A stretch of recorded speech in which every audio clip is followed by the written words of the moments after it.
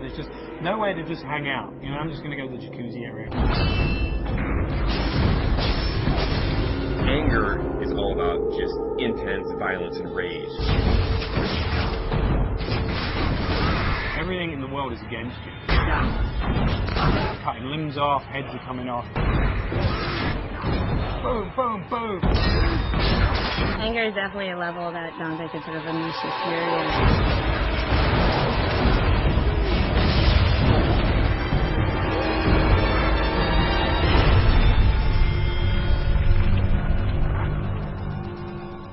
Second-to-second gameplay experience is really where Dante's Inferno pays off. We have a combination of a multiple set of weapons. We've got Death Sight, which is your big, powerful melee weapon. We've got the Holy Cross, which shoots holy magic, and it's a range attack, it's a stun attack. You can do a lot of things with that. In addition to that, we have magic. You'll have magic powers that are on the righteous side and the unholy side. If you're in trouble and you want to like get out of the way or jump in the air or roll over there, whip out the sight, flash across, all those things kind of lead into each other. You don't kind of have to stop, start up something else. The main thing is you have a big ass scythe in your hand. We had like a sword first. It wasn't feeling right. It just felt small and puny. The scythe's the thing here. That's the you see other character in there. The scythe that Dante uses is actually Death Sight. It's dark, it's evil, it's punishing, it's sharp.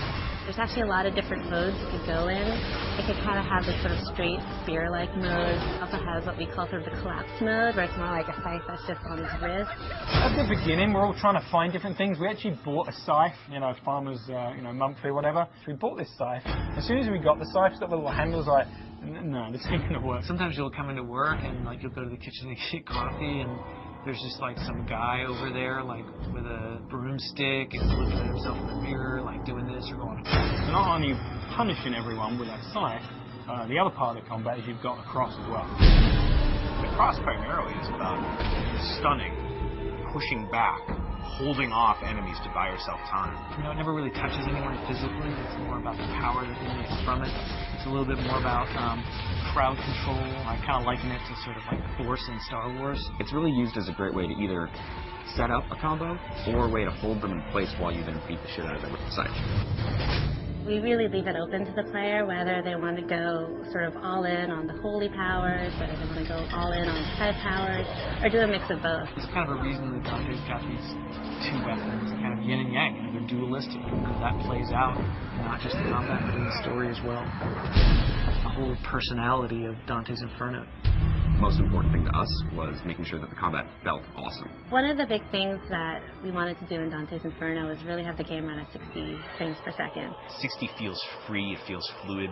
30 feels like you're drunk.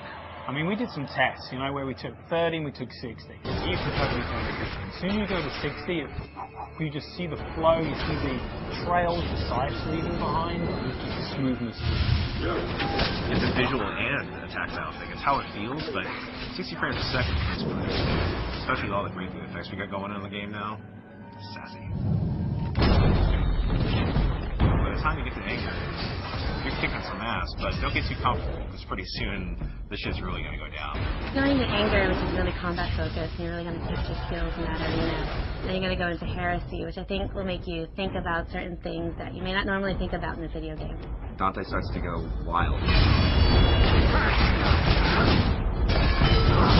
Madness.